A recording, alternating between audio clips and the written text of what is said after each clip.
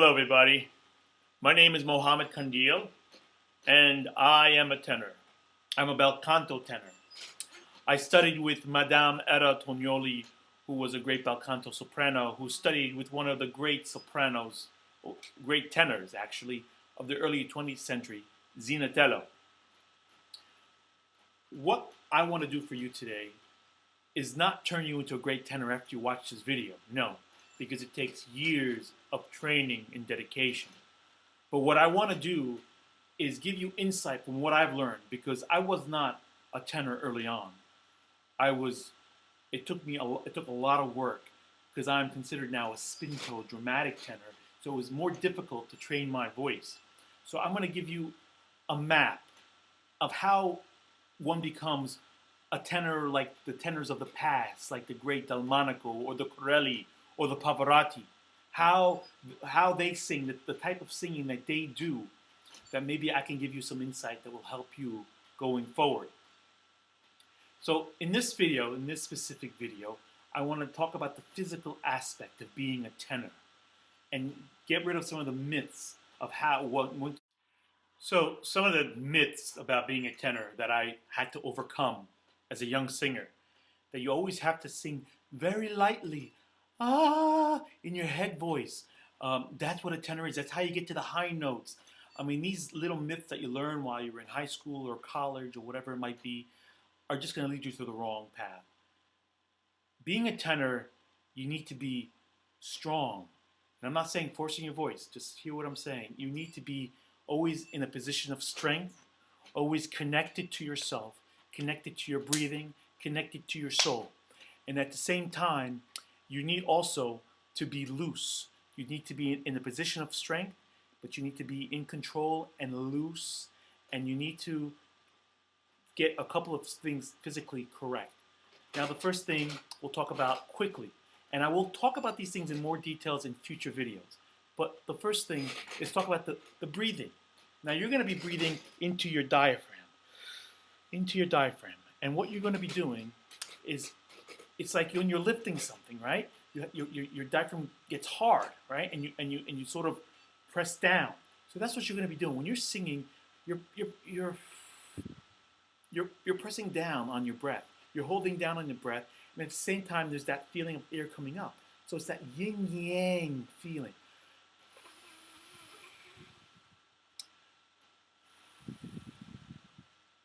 Now again, I'll be talking about the breathing in future videos, but right now I just want to give you a high-level understanding of the different physical aspects of being a great tenor. Because the ultimate thing of being a great tenor, okay, is you need to be connected to yourself, connected to your voice, connected to your soul, and connected to your breathing. It all starts with the breathing. Number two, being a great tenor. It's the position of your mask, of your head, of your larynx, of your throat. Number one, the vocal cords are here, yes. Okay, they are here, physically they're here. But you can never think that you're singing from here, because then you'll choke yourself. You know, I remember as a young tenor, you know, and I used to, you know, bring my neck up, and try to reach for the high notes, and thinking that, you know, the more I reached up, the higher I could get, you know. You're strangling yourself. Absolutely not. The position is the larynx must be, you take a breath, you know how you, like you yawn? I want everybody to yawn. Oh, what happens when you yawn?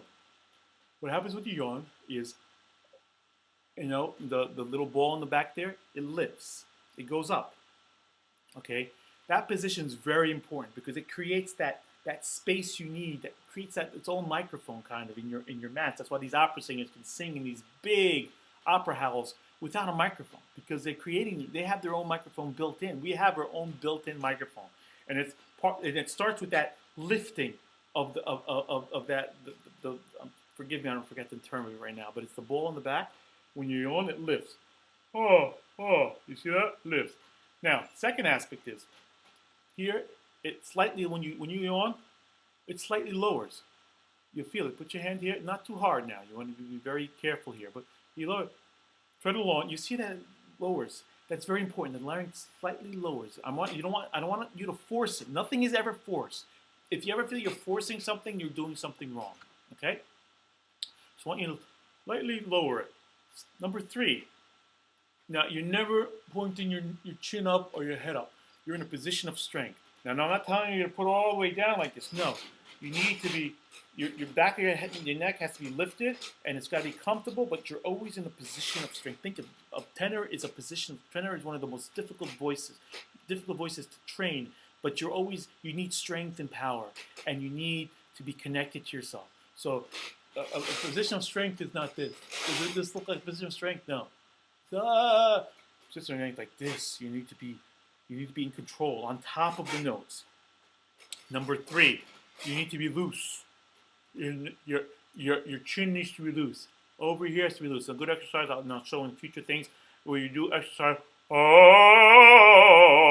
you're gonna go up and down the scale with your hand pushing in to make sure that your jaw is loose. Okay. Number 4, I believe it's the 4th point. Your tongue also has to be loose. You can't bring your tongue back. The tongue can't go back. You'll choke yourself. It's gotta be always behind your lower teeth and comfortable. Okay, I'm not telling you to push it forward, but keep it, comfortable, not moving back or forward. It's gotta be more forward than back. Okay. Point 5 is, your lips should be pointed forward because you're pointing the voice forward. It should be pointed forward. Your lips. Okay. So now, what did we talk about so far? You're yawning. You got the back of your throat is lifted. Your larynx is a little slightly lowered. Your mask is open from the back, and your tongue is loose. Everything is loose. Now, what you have to think, what this point is, the vocal flaps are here, but you cannot think that you're singing here because you feel like you're choking. You must think of this as an open passage, air hitting those vocal cords, and they're going up into that space that we talked about. When you're yawning, and it's going into your mask. Your mask. This is your mask into your nose. Yeah. Now, you don't want to be nasally, but to get the point across, you might be nasally just to start. But as long as you have that space, you won't be nasally. But just for a young singer to understand, maybe you should do a little bit.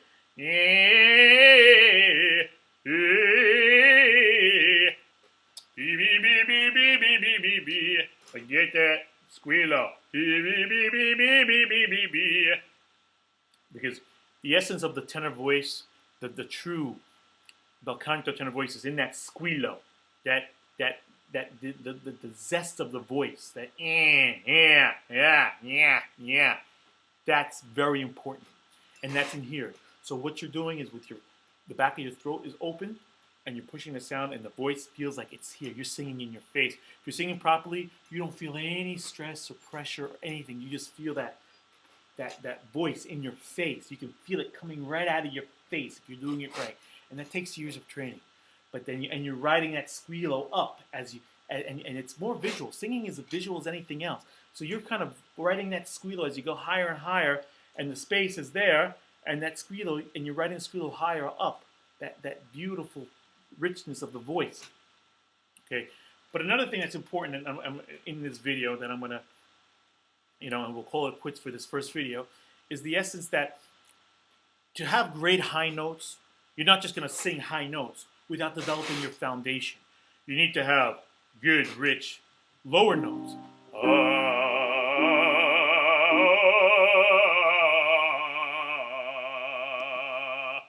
You need that richness. And you need that foundation to build on your chest voice, into your middle voice, into the passaggio. We'll talk about the passaggio. That's very important. And into your head voice. But it's not about different voices. When you're singing, it's got to be uniform. You're not switching gears. Some people think they're switching gears. You're not switching gears. You're doing it right. You're lifting, and it's just so natural. Going from the bottom of your voice all the way to the top is as natural as it can be. And that is the key, okay? And it takes years of training, but I'm giving you the path of how it's going to be done. And what I want to do in future going forward is talk about the little basics and talk about different exercises to do. So please subscribe, and I look forward to the next time, and I hope you got something out of this last video. Thank you.